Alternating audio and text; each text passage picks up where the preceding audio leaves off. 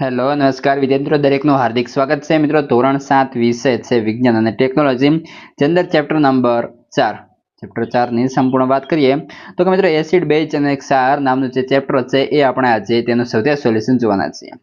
સંપૂર્ણ સ્વાધ્યાય સોલ્યુશન જોતા પહેલા ચેનલમાં જો પ્રથમ વખત આવ્યા છો તો મિત્રો ચેનલને સબસ્ક્રાઇબ કરી લેશો. તમને અહીં તમામ વિષયના સ્વાધ્યાય સોલ્યુશન મળી જશે. તો પહેલું છે એસિડ તથા બેઝ વચ્ચેનો તફાવત જણાવો. તો જોઈએ ઉત્તર. મિત્રો એસિડ અને બેઝ, તો કે એસિડ સ્વાદે ખાટા હોય, બેઝ સ્વાદે તુરા અને સ્પર્શે ચીકણા હોય. એસિડ છે તે ભૂરા લિટમસ પત્રને લાલ બનાવે છે, જ્યારે બેઝ છે તે લાલ લિટમસ પત્રને ભૂરું બનાવે છે. એસિડ ફિલોથેલીનના દ્રાવણ સાથે રંગવિહીન જ રહે છે, જ્યારે બેઝ છે તે ફિલોથેલીનના દ્રાવણ સાથે ગુલાબી રંગ આપે છે. પ્રશ્ન 2, ઘરની ચીજ વસ્તુઓ સાફ કરવામાં જેમ કે બારીના કાચ સાફ કરવામાં વપરાતા પદાર્થોમાં એમોનિયા હોય છે, જે લાલ લિટમસ પત્રને ભૂરું બનાવે છે. તેઓ કેવી પ્રકૃતિ ધરાવે છે? ઉત્તર, એમોનિયા બેઝિક પ્રકૃતિ ધરાવે છે, કારણ કે લાલ લિટમસ પત્રને ભૂરું બનાવે છે. પ્રશ્ન 3, લિટમસના દ્રાવણનો સ્ત્રોત જણાવો. આ દ્રાવણનો ઉપયોગ શું છે?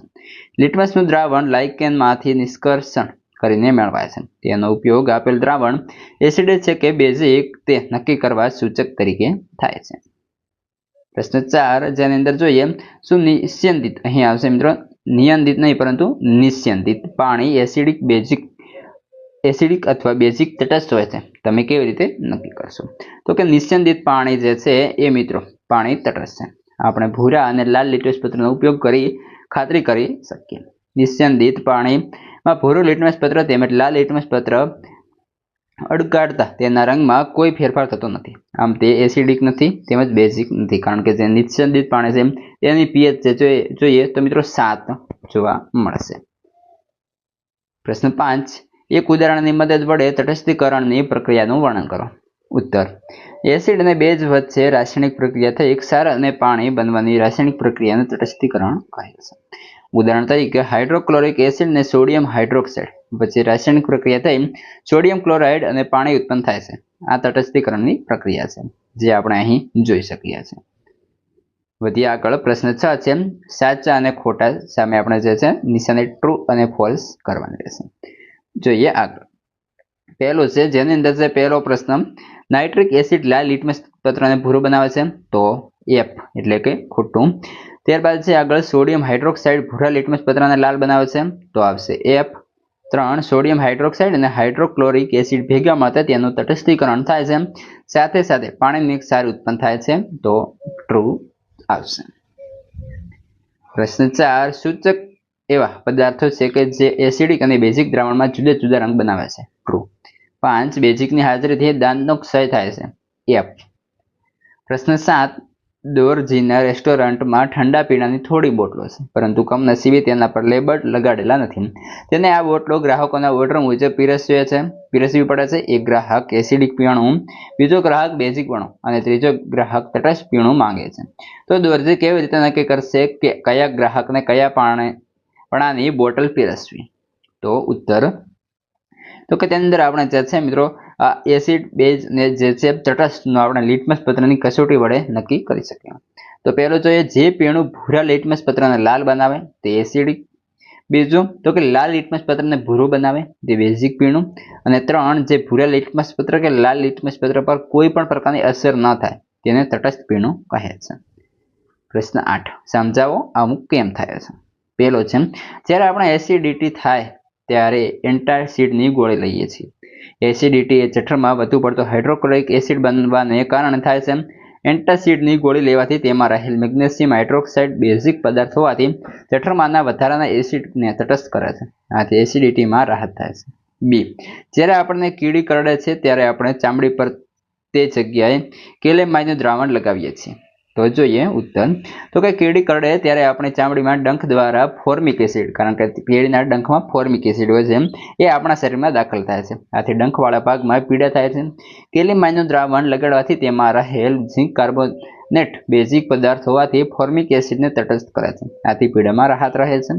સી, કારખાનાઓમાંથી નીકળતા કચરાને પાણીમાં ભેળવતા પહેલા તટસ્થ કરવામાં આવે છે. તો ઉત્તર, કારખાનાઓમાંથી નીકળતો કચરો મોટા ભાગે એસિડિક હોય છે. જો તેને પાણીમાં વહેડાવવામાં આવે તો પાણીમાં વહેતા પ્રાણીઓ અને વનસ્પતિને નુકસાન પહોંચાડે છે. તેથી કચરાને પાણીમાં વહેડાવતા પહેલા તટસ્થ કરવો જોઈએ. પ્રશ્ન 9. તમારી પાસે માત્ર હળદરનું જ સૂચક છે. તમને હાઇડ્રોક્લોરિક એસિડ, સોડિયમ હાઇડ્રોક્સાઇડ અને ખાંડનું દ્રાવણ ધરાવતા 3 પ્રવાહી આપવામાં આવેલા છે. તો તમે તેમને કેવી રીતે ઓળખી શકશો? ઉત્તર.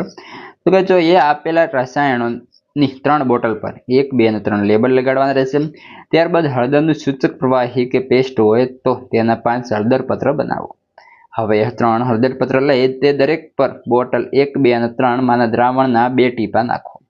જે બોટલનું દ્રાવણ હળદર પત્રને લાલ બનાવે તે સોડિયમ હાઇડ્રોક્સાઇડ છે. આ બોટલ પર સોડિયમ હાઇડ્રોક્સાઇડ લખો. હવે બાકી રહેલી 2 જ્ઞાત બોટલ પૈકી એકમાંથી દ્રાવણ લઈ એક કસનળી અડધી ભરો અને બીજામાંથી દ્રાવણ લઈ બીજી કસનળી અડધી ભરો. પછી દરેક કસનળીમાં સોડિયમ હાઇડ્રોક્સાઇડ 10-10 ટીપા નાખો. મિશ્રણને બરાબર હલાવો. દરેક કસનળીમાં હળદર પત્ર નાખો. જે કસનળીમાં હળદર પત્ર લાલ રંગનો બને તે કસનળીમાં નાખેલા જ્ઞાત બોટલનું દ્રાવણ ખાંડનું દ્રાવણ છે. બાકીની બોટલમાં હાઇડ્રોક્લોરિક એસિડ છે. પ્રશ્ન 10. ભૂરા લિટમસ પત્રના દ્રાવણમાં ડૂબાડતા તે ભૂરા રંગનું જ રહે છે. તો દ્રાવણની પ્રકૃતિ કઈ છે સમજાવો. ઉત્તર. ભૂરા લિટમસ પત્રના દ્રાવણમાં ડૂબાડતા તે ભૂરા રંગનું જ રહે છે. તો દ્રાવણની પ્રકૃતિ બેઝિક હોય અથવા તટસ્થ હોય. સમજૂતી. તો કે દ્રાવણ બેઝિક હોય ત્યારે ભૂરા લિટમસ પત્ર પર કંઈ અસર થતું નથી, એટલે કે તે ભૂરા રંગનું જ રહે છે. દ્રાવણ તટસ્થ હોય તો તેની બંને પ્રકારના લિટમસ પત્ર પર કોઈ અસર થતી નથી, એટલે કે તટસ્થ દ્રાવણ ભૂરા લિટમસ પત્રને ભૂરા રંગનું જ દર્શાવે છે. આમ દ્રાવણ બેઝિક હોય કે તટસ્થ તે ભૂરા લિટમસ પત્રને ભૂરા રંગનું જ દર્શાવે છે. પ્રશ્ન 11. નીચેના વિધાનો ધ્યાનથી વાંચો. 1. તો તેની અંદર જોઈએ તો મિત્રો આ પહેલો છે એસિડ તથા બેઝિક બધા સૂચકના રંગ બદલી નાખે છે. 2. જો કોઈ સૂચક એસિડ માટે રંગનું પરિવર્તન દર્શાવે તો તે બેઝિક માટે રંગ પરિવર્તન દર્શાવતું નથી. 3. જો કોઈ સૂચક બેઝ માટે રંગ પરિવર્તન દર્શાવે તો તે એસિડ માટે રંગ પરિવર્તન દર્શાવતું નથી.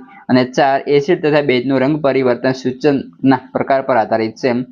ઉપરોક્ત વિધાનોમાંથી કયા વિધાનો સત્ય છે? તો ઓપ્શન ડી માત્ર 4 સાચું બને છે.